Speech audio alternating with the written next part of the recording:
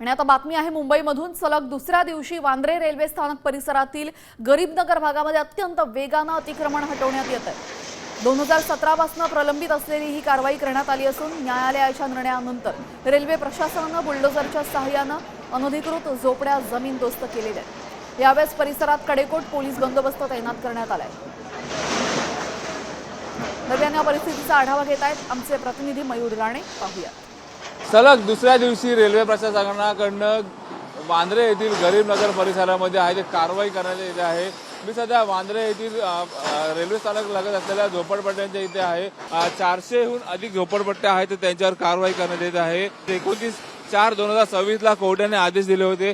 त्याच्यानंतर बरोबर 20 दिवसानंतर ही कारवाई करण्यात येत आहे। 20 दिवसाचा आहे ना कालावधी देखील दिला होता। पोलिसांचा मोठ्याचा मोठा फौजफाटा या ठिकाणी तैनात करण्यात आलेला आहे। आरपीएफ असेल, जीआरपी असेल किंवा मुंबई पोलीस असेल तर या ठिकाणी आता 2 मजली 3 मजली हे जे घरं आहेत त्यांच्यावर आता सध्या आता कारवाई करण्यामध्ये रेल्वे प्रशासनाची मोठी तगडी फौज आहे ती इथे या ठिकाणी आता सध्या दाखल झालेली आपल्याला पाहायला मिळाली आहे।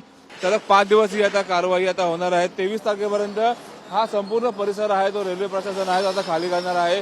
बाजूलाच वांद्रे रेल्वे स्टेशन आहे, त्याला कुठेतरी आता मोकळा श्वास आहे तो आता वांद्रे आता रेल्वे स्टेशन आहे तो घेताना आपल्याला पाहायला मिळेल। कॅमेरामन सुशांत सोबत मयूर राणे, साम टीव्ही, मुंबई।